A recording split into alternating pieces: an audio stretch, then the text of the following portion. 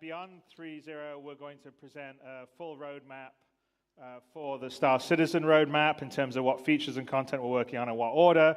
And that'll be, as we go live with 3.0, we'll release that with you guys. And then we'll also present a roadmap for Squadron during our holiday live stream, as well as show you, a portion of what we've been working on Squadron. So that's sort of our plan going forward. And along the lines of that, we are now going to give you a bit of a preview of what we've been working on beyond 3.0 for Star Citizen. So this is the fun bit. So Glenn, let's get onto the stage here. Okay. So as a lot of you would probably recognize this. This is Astra Armada that's in ArcCorp, which you probably know from when we released the social module. And one of our challenges is that, the new paradigm of Star Citizen is you can go to all these planets, you can explore all the planets. We're not just going to have a cutscene go down to the surface and have a very limited landing area. So the old ArcCorp, you basically were in a sort of well-detailed first-person small level, and everything outside of it was sort of a, it was basically faked. And in the new way, the new planetary tech, we can't. So here we are in Astra Armada. The Raven's there, which is the spaceship that goes with the Octane. And beyond 3.0, we're going to add the ability to buy or lease ships. So that would be, the first place you'd probably be doing that would actually be on ArcCorp in the Astra Armada store. And of course, you're also seeing some level of our subsumption AI going on, which is also something we're continually working on improving. And next year, it will be even more self-aware. Right, let's head out.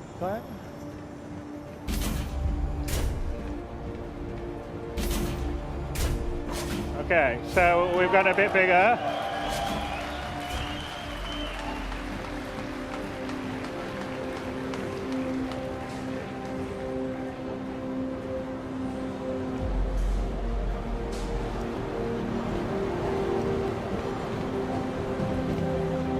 The big difference with ArcCorp that we have now is that there isn't really a skybox. Everything is real. So, well, not real, it's digital, but it's there. It's a digital thing.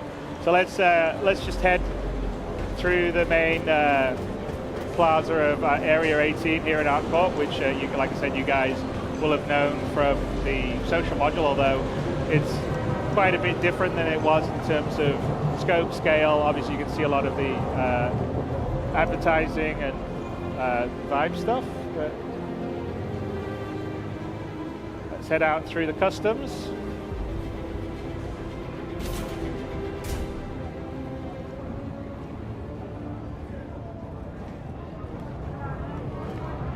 You're clear. Move along. All right, let's go.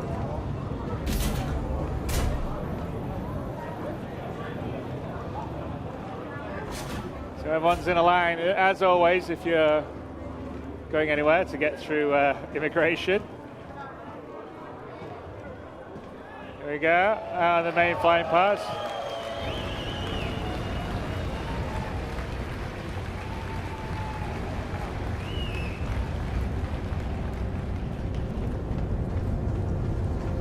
So, very Blade Runner-esque we got going.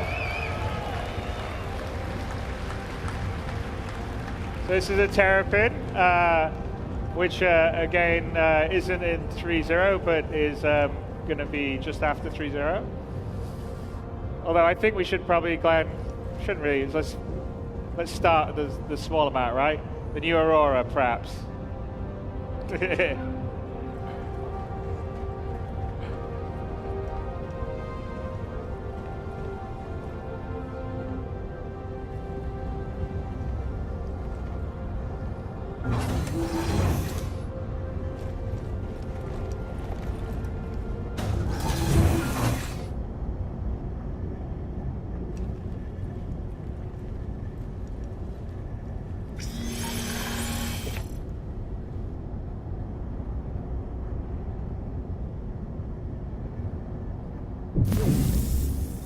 Welcome to Roberts Space Industries. Enjoy the ride. System check.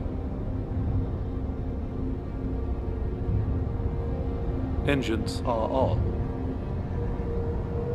All right, let's take Take off. Let's go flying.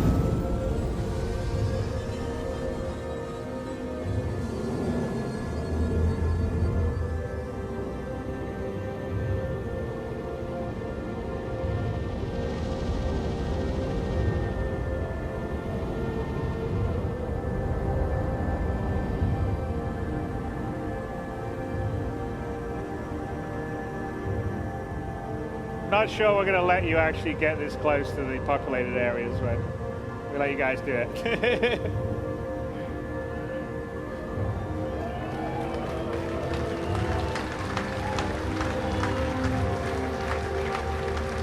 Landing gear free.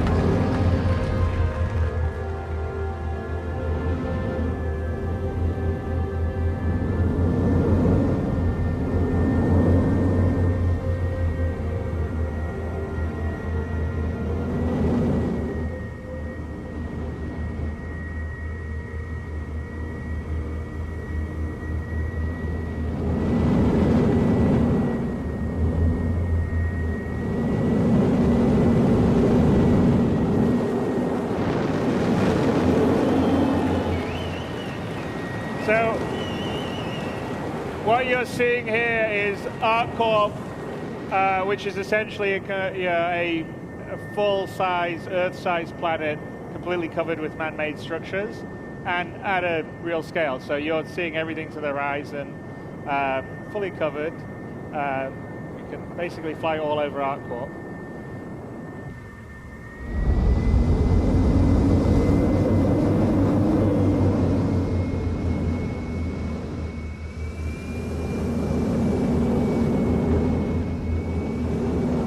So you can see off in the distance another city club.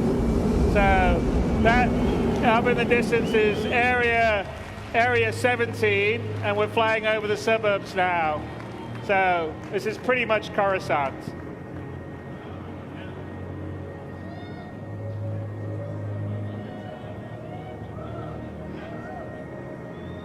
And this is our engine wizards in the Frankfurt office. Who's doing this? So Marco Cubetta and Alex Ramotti, who will be out here in a bit. And actually area 17 over there is about 25 kilometers in the distance. So we're just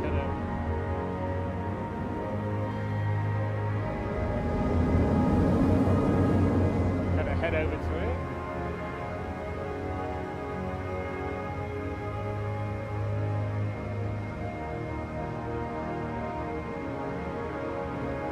Landing gear deployed.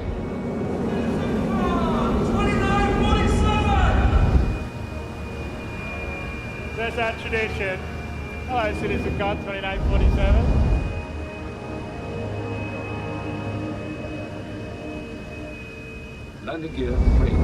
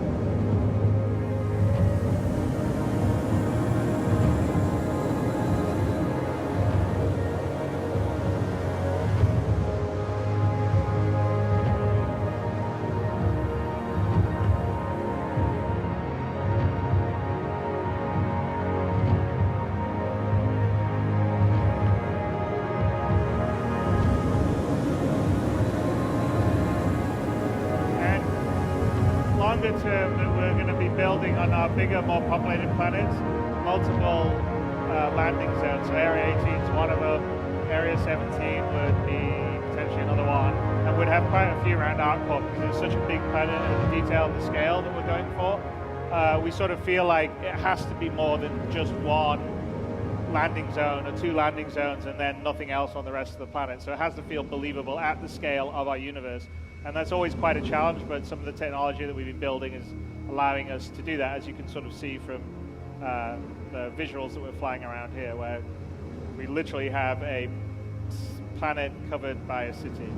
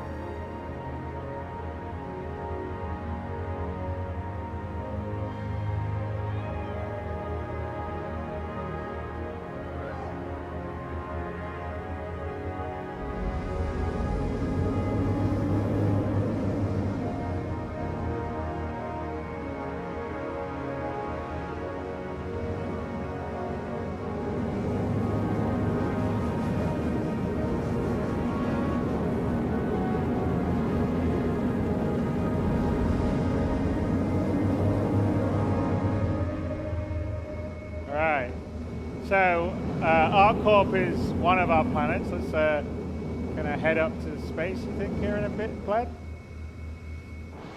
We can have a little view of Area 17 as we go beside it, though.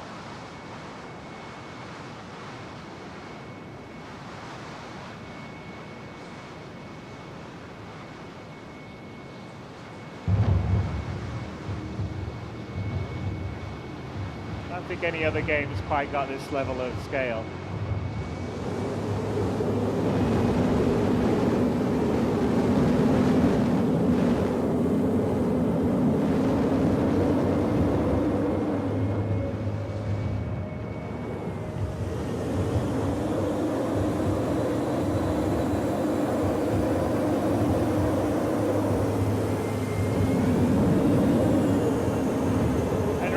And that little the red cluster you see up there is actually the pyro system. So when we leave Stanton, that will be one of our destinations. And you sort of see.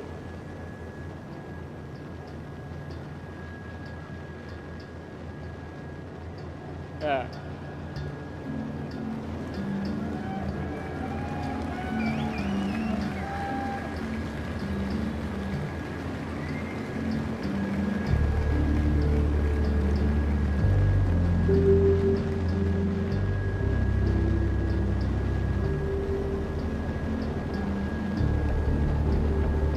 Well, don't worry, we're working hard on it for you guys.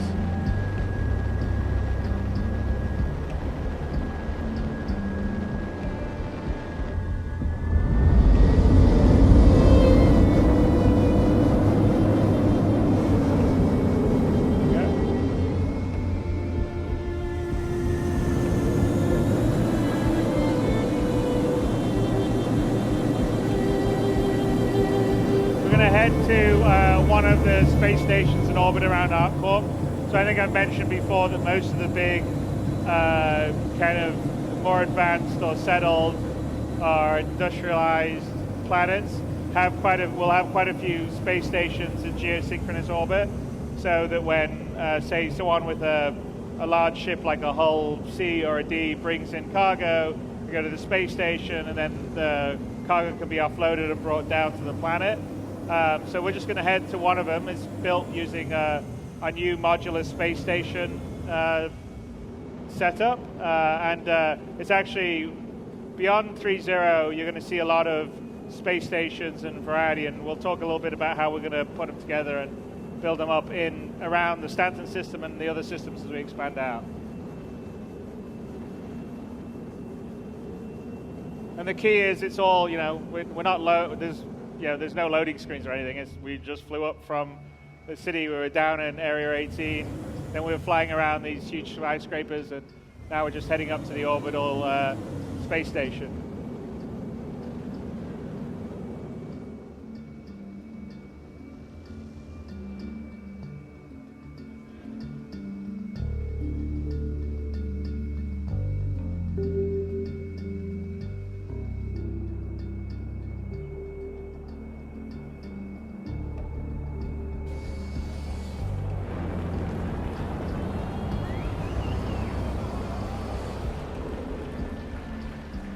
Glenn's just showing off.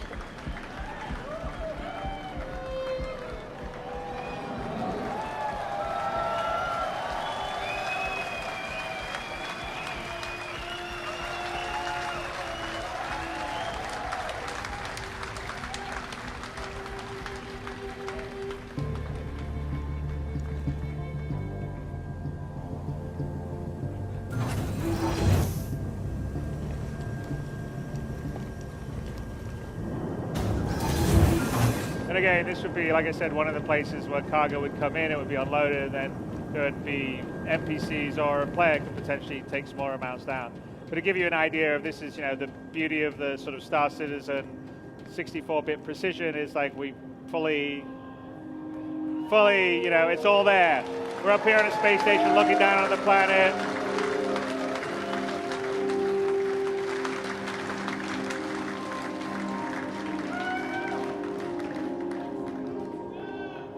Jump? I don't know, Glenn. Should we jump or not jump? Nah, I don't think so, right?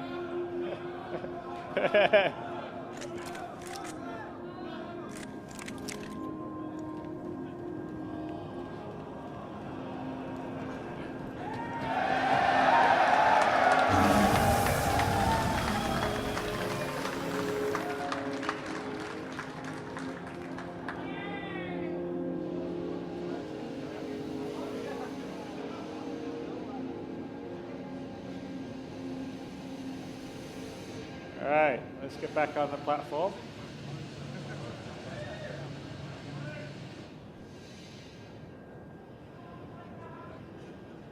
Well, no, his EVA counters the gravity. Plus, gravity is much weaker up here than it's down on the planet. But the gravity is actually properly simulated all the way through, based on your distance from the center of the planet. You want to get up? All right.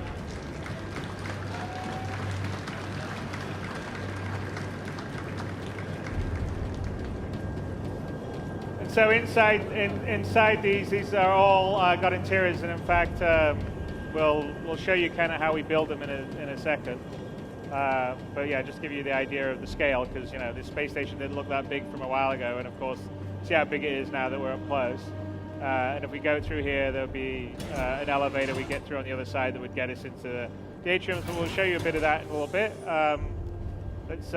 Let's kind of continue on with our journey.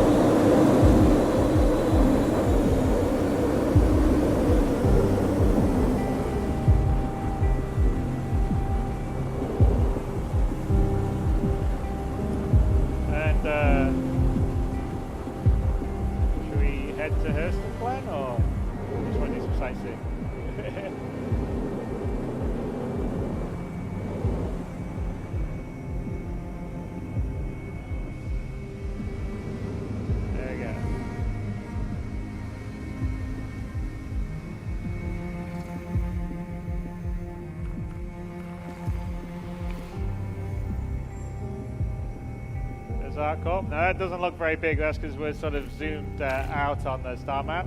But Lorville is 23,205,500, whatever that is, 66 now, 68 kilometers away, which is quite a long distance. So should we start our quantum?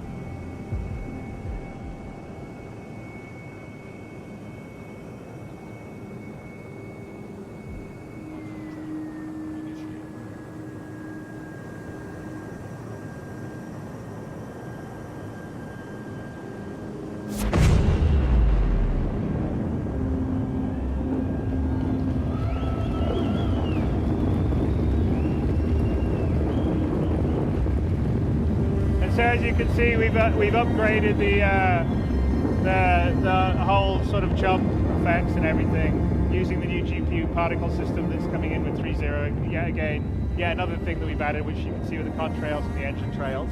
Now, 23 million kilometers, even at 0.2 of the speed of light, takes about 8 minutes. Now, and actually in the gameplay side of things, it probably would actually take you longer for the journey because you probably get pulled out of quantum by some other ships, and there'll be we won't probably let you go one jump directly to the other jump because there needs to be some time invested in getting there, like taking cargo or whatever else. But just a pure unaltered, uninterrupted jump's about 8 minutes at our quantum speed. So while we're doing that, we're going to take a little bit of time to reflect back on the tech that you saw on display. So Sean, you want to come to the stage? And Alex Ramotti, who's one of the key people at procedural tech. And I'll hand it over to them to sort of talk about how we built some of the stuff you just saw. All right, hi there everyone. So for those that don't know me, my name's Sean Tracy. I'm the Tech Director of Content here at Cloud. Over to Chris, but I really hope you guys enjoyed the tools and really thank the team for working on that stuff.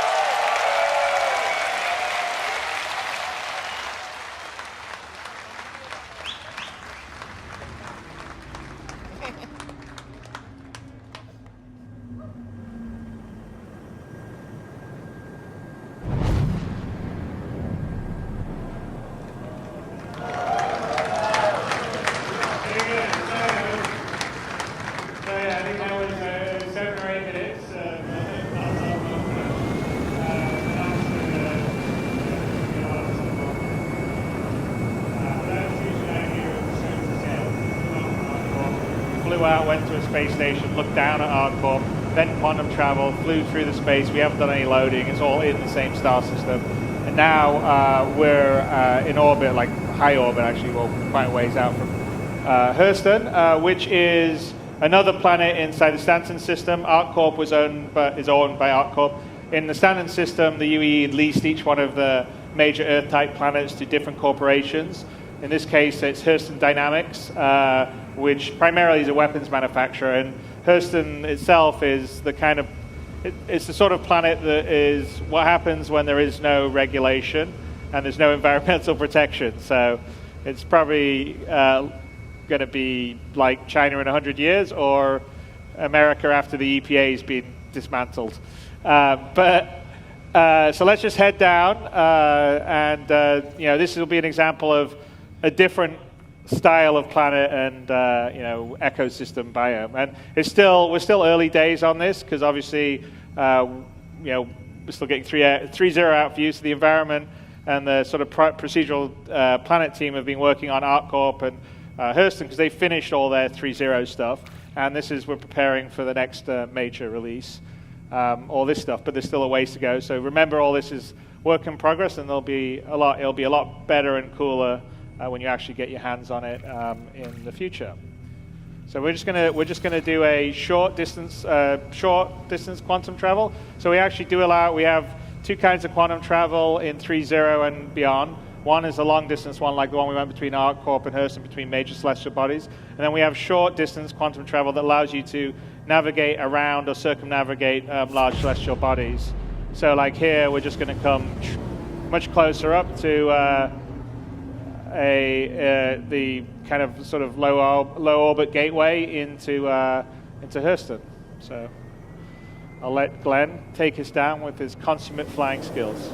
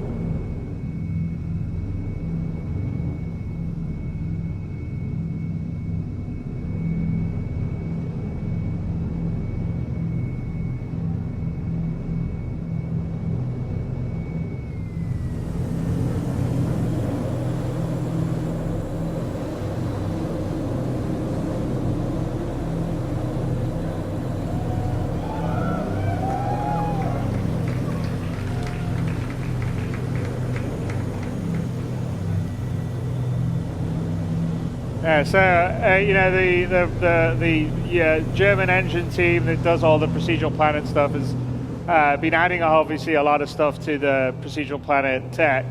The oceans have all been ported over to GPU, and ultimately we're not doing it here, but you know, there actually has. If we get low enough, you'll probably see it's full wave simulation. And we get low enough, we want to have the thing where the wake from the ship creates waves. That's not in yet, but we will be doing that at some point.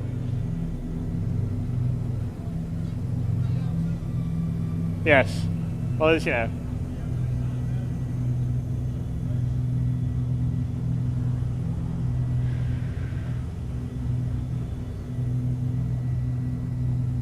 But we're heading in our way to Lorville, which is the main landing zone on Hurston. So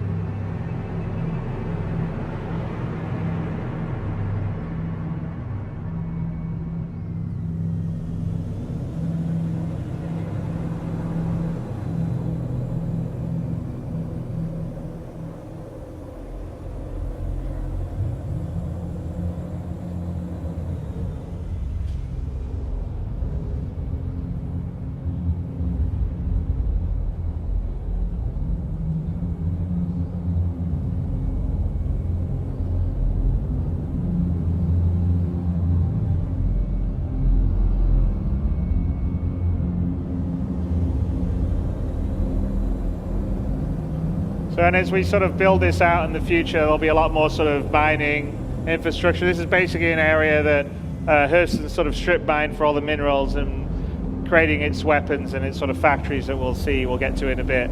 But as we move forward, we've just sort of beginning of fleshing out sort of the secondary locations and objects. We're going to add things like, you know, big, you know, macro vehicles that would be excavating dirt and stuff, and give it a lot more variety, because Hurston's going to have quite a few more ecosystems than we're showing right here. But let's head up towards Hurston. You can actually see in the distance the big Hurston Dynamic. It's sort of like the Tyrell building from Blade Runner. So that's the main area, and actually when you land in Hurston, that's where you're likely to land, and it has all these beautiful shops inside, and it's all nice, but the outside of it's all kind of smog and factories and polluted air. So let's fly up through. And again, Lorville's built using the same tech. It's a different kind of building set for a lot of it, but it's using the same sort of distribution tech that we do to sort of build out a city at a realistic scale for the ships that we have in the games, you know, which is kind of important for our game because we want to have everything feel real, visceral, tactile.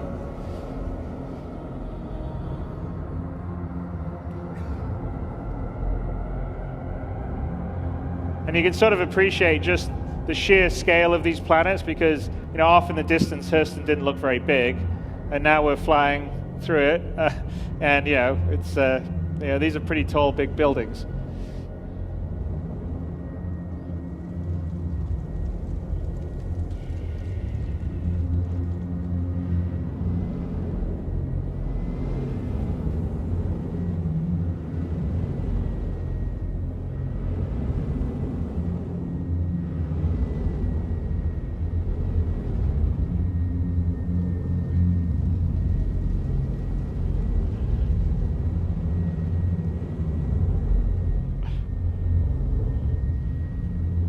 Glenn likes to show off.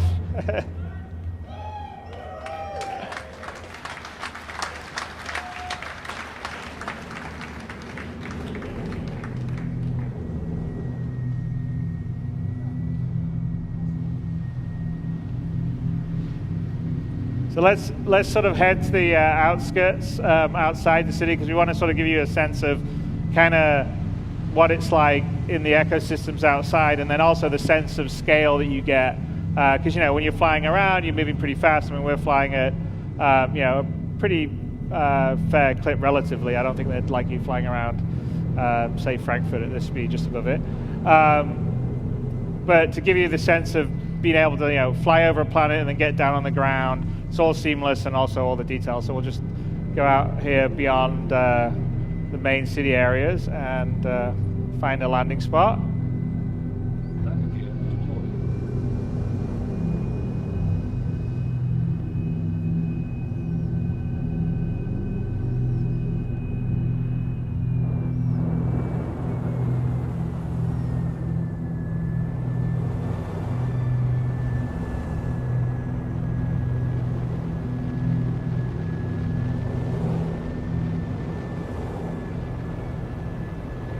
Find one that's not rock. There you go.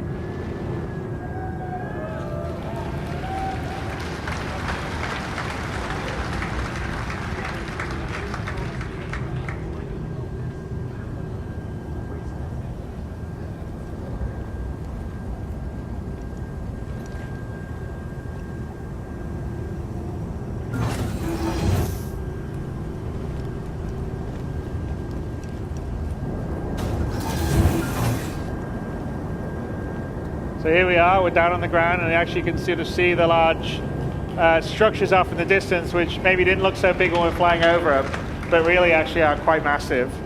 And this is kind of like the kind of tundra area outside Lorville.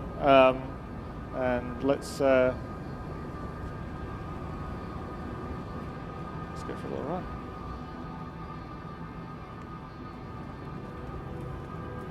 And again, this is sort of what our goal is to try to kind of deliver the kind of on foot, first person, crisis level of detail for the environments that you're in, but doing a lot of it procedurally and on a planetary scale. So it's quite challenging, but I'm very confident that we're going to deliver all that goal. And the team we have doing it, who a lot of them were here giving a talk earlier, are incredibly talented. And I'm pretty excited by the potential. I mean, we've got a lot to go in terms of building further ecosystems, also creating fauna for planets. So there's a sense of wildlife. Some could be hostile, some could be passive. But we essentially want to make these planets living places that feel visceral, that have their own identity. When you go to ArcCorp or you go to Hurston, they feel totally different. They match with the sort of story and the history and the lore. And they feel tactile. They feel like a place that you could visit, a place that you could go and tell stories of, and take pictures of, or share with your friends.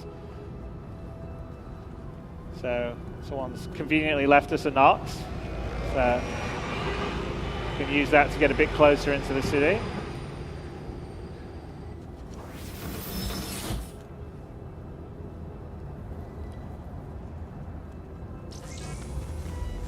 Systems activating. Systems on.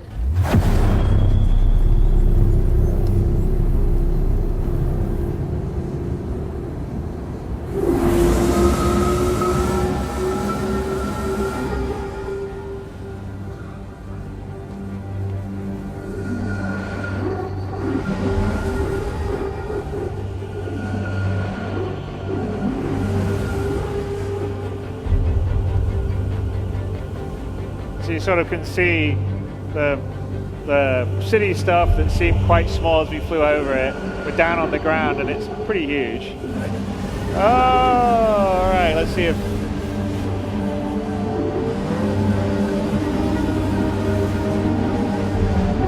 Oh! Glenn, you're just showing off now.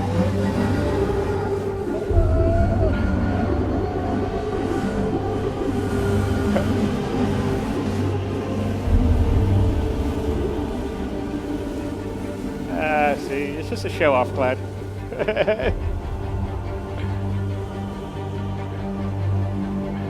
I don't think it's that good of a show off. So here we're sort of coming to the outskirts of one of the factory areas of Lorville.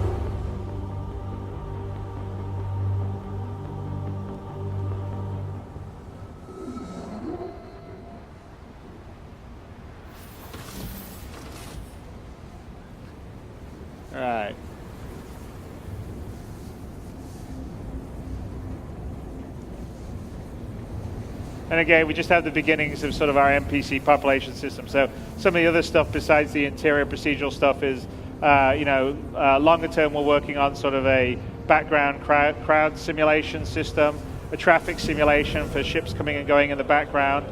The Nox says it sounds little physics bugs going on. Then we have foreground NPCs that would be like mission givers that have their own full schedules and stuff like that. But all the places will get populated and feel like they're full of life. So you'll have like I said, the whole goal is to have 90% NPCs to 10% players in the universe. And when you come to a place like Lorville or a place like ArcCorp, it has to feel like, it has millions of people in it because these cities are that scale and that's sort of what we're used to. And so we're working very hard to build background systems to be able to do that, scale it, create them on demand, and create a realistic feeling location on whatever planet you're visiting. So as you can see, there's the Hurston Dynamics main building off in the distance. So it's again, that gives you a sense of like the scope and the scale of the city really is compared to what we're doing now.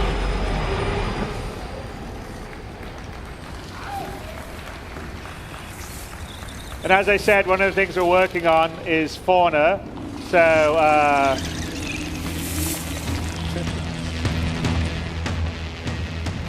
these are the Oni, the Zyphopod Oni crabs. So they're little scavengers on Hurston, and there's quite a few other things that we're going to have on Hurston when we do it. But you'll have them running around and a bunch of other ones. But there you go. There's Lorville. There's Hurston.